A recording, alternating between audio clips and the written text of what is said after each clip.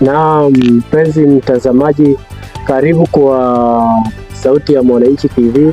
Kwa majina yangu naitwa David. Nianze na wewe mheshimiwa. Asante sana kwa majina, Chembe Bunge kutoka hapa Machakos.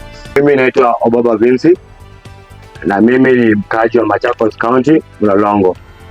Na jambo la kwanza ningependa tuzungumzie kuhusu election ama uchaguzi mdogo utakaofanyika siku ya kesho Alhamisi, chini ya masaa 12.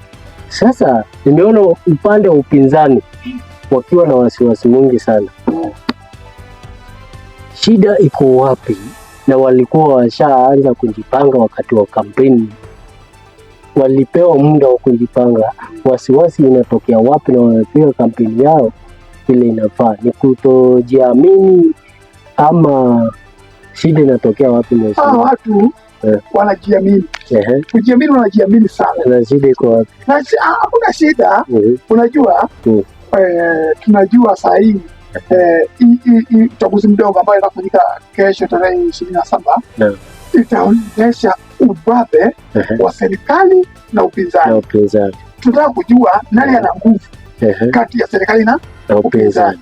Na ukiangalia sana hasa pande ya Mbeere North, hiyo ni Mlima Kenya. Na hapo sasa ndio upinzani unatokea mkubwa sana, kwa sababu unaona pande ya upinzani wakiongozwa na Rigathi Gachagua aliyekuwa naibu rais, anaamini kuwa hakuna vile Ruto anaweza outshine kwa region yake, background yake, bedroom yake. Ruto hawezi outshine Rigathi Gachagua. What about huyu naibu wa rais mwenye alioko kwa kiti, mwenye alikuwa anapiga ile kampeni? Yeye hawezi leta impact yoyote pale kando na Gachagua. Hata ukiangalia wakati wa kampeni hiyo ni zingine ambazo mama ukitaka mwisho Rigathi Gachagua akiwa mbele, utaona ule umati ambaye alikuwa amevuta ulikuwa mkubwa kuliko umati ambaye ulikuwa umevutwa na nani, na Profesa Kindiki Kithure ambaye ndio naibu wa rais sasa hivi.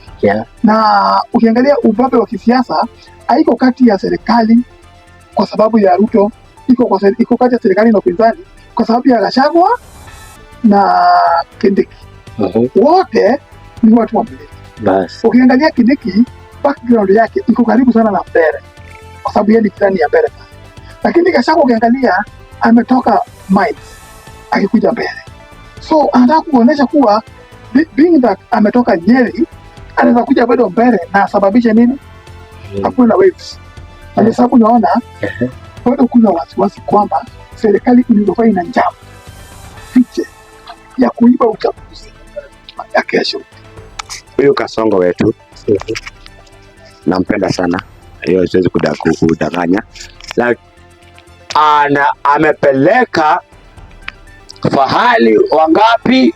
Watatu uwanjani kwa Gladys Wanga huko Homa Bay. Ako na hesabu sahi, si ndio? Gladys Wanga ako na by election, si ndio? Rigathi Gachagua ako na by election, si ndio? Na Kindiki ako na by election. Ruto is really looking for a suitable deputy president. Ndio litmus test. Ameweka Boyd Were. Boyd Were actually alikuwa na ODM, alafu Ruto akaleta wake Aroko. I studied political science at the University of Nairobi, so I know as a leader you have to test people. So saizi wanakuwa tested. Ujue Gachagua can be called back. Na Gachagua kitu mliangalia vizuri, Gachagua alikuwa after the money. Gachagua alikuwa na over 1 billion, ndio maana akamwimpeach.